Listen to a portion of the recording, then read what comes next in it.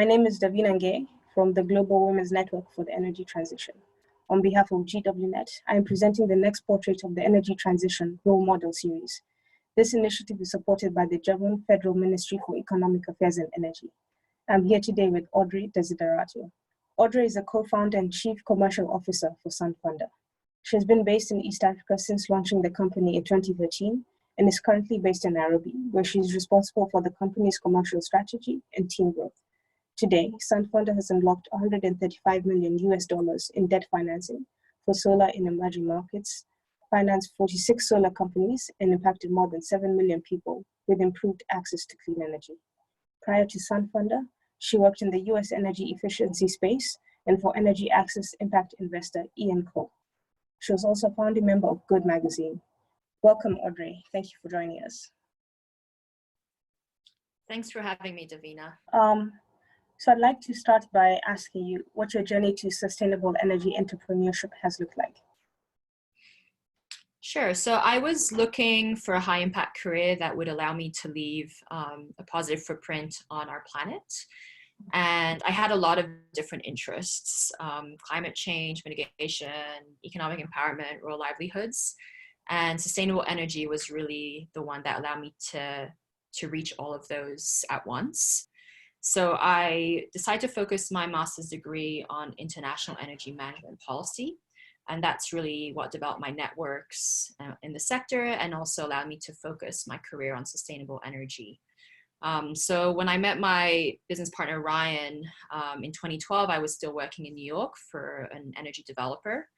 And we were developing the business plan for SunFunder. And we decided that East Africa would really be the first market that was really emerging in terms of solution driven by mobile money for solar energy in rural settings. So I moved to East Africa in January of 2013 to get started, to start learning and validate the business plan. And during this career journey, what has been your severest hurdle as well as your proudest success? That's a really good question. I think it all goes back to building the right team.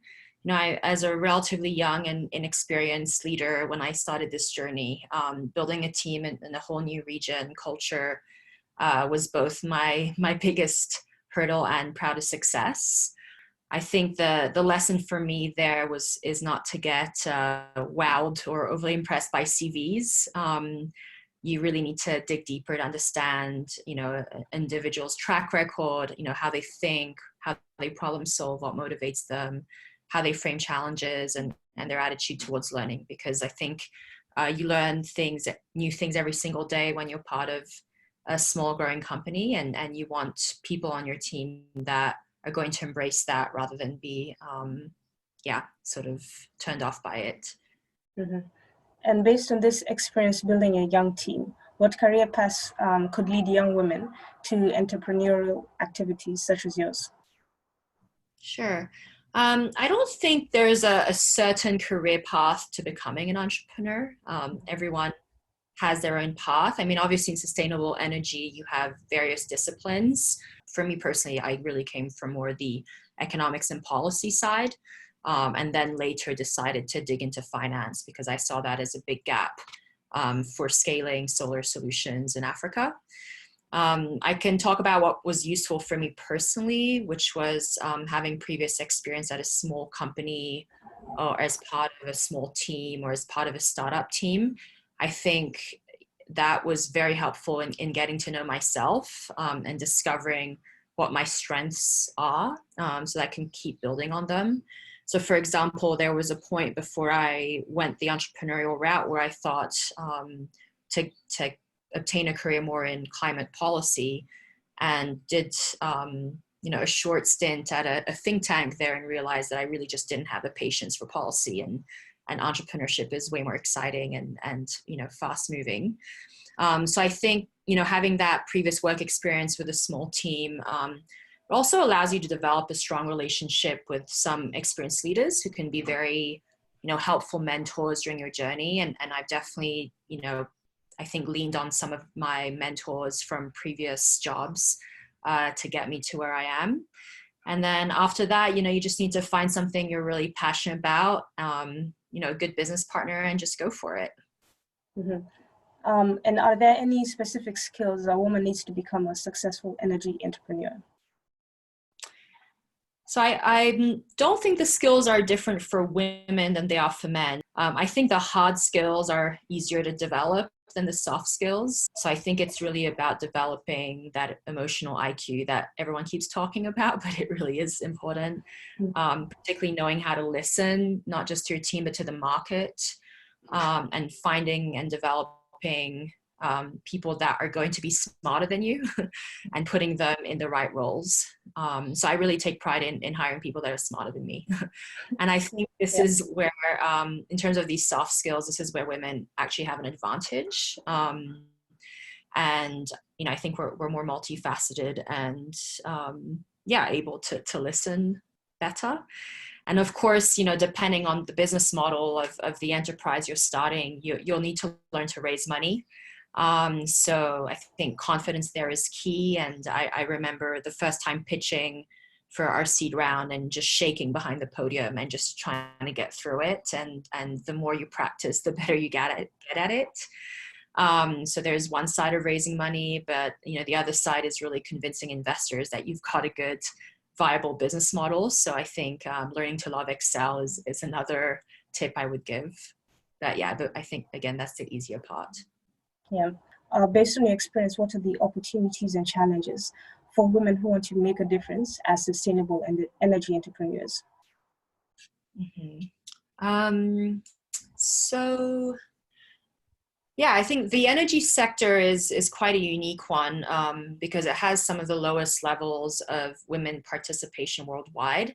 I remember reading an article that women participating in energy is less than 20% of that workforce, and even lower in senior management, I think only 15%. So we really need women in the energy sector and in leadership positions. And that includes creating companies, right? Because when you have a woman as the head of a company, she's more likely to hire more women in senior management. So I think that's both the biggest opportunity and challenge for us as women. Mm-hmm. And then do you have a recipe for combining your career with a family life? Well, I do not yet. So I've been without a family, and I'm currently expecting my first child in January. So maybe we can revisit this in a year and I'll see what I've come up with. For now, I'm really just trying to learn from other parents, but particularly the other people on my team who have young children. I will say that, one of the positive things about life as entrepreneurs is that you create your own hours and you can build flexibility into a business. And for us, that's been really key in attracting really, really top talent. That's, at this point saying, I want to spend more time with my kids and own my own work hours and, be able to pick them up from school, etc. So I think the flexibility is key. But for the recipe, I'll get back to you. Congratulations. Along your professional career, can you list any do's and don'ts that you've experienced as an entrepreneur? The biggest do is find the right partner and build the right team, especially on the partner. I think it's really hard to go on an entrepreneurial journey alone. So you want to find someone with complementary skills, and that's going to support you and fully trust you as a fellow, partner. I think secondly, it's setting the right goals and tracking them and constantly learning from them. I think one of the biggest ones too is just take care of yourself. So ensuring you set aside time and a schedule to really manage your own energy. And the mornings for me are really crucial, where we fall into this trap quite often, but just putting my laptop away when I first wake up and having a cup of coffee in the garden and just kind of zoning out of work for a little bit. And then I think the other do I would share is do learn by doing, and small mistakes are important. In terms of the don'ts, we have a strong don't at SunFunder, which is don't do business with assholes.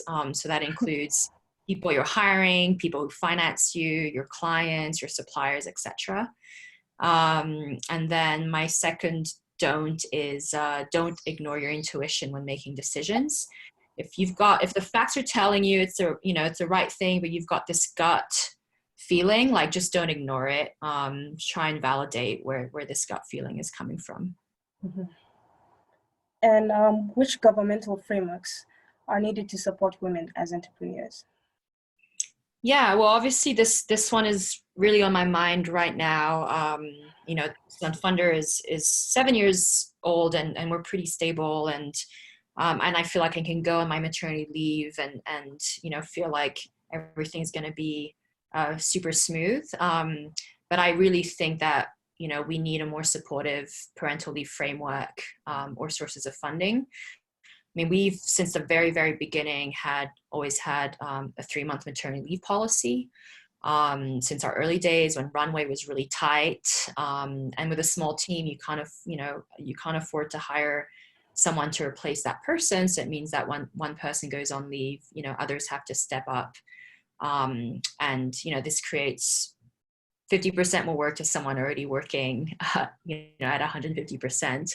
So I think, looking back when we were a small team and we had, some of our colleagues go on maternity leave, it was really tough. And I have to admit, there were times where I felt really conflicted as a woman entrepreneur.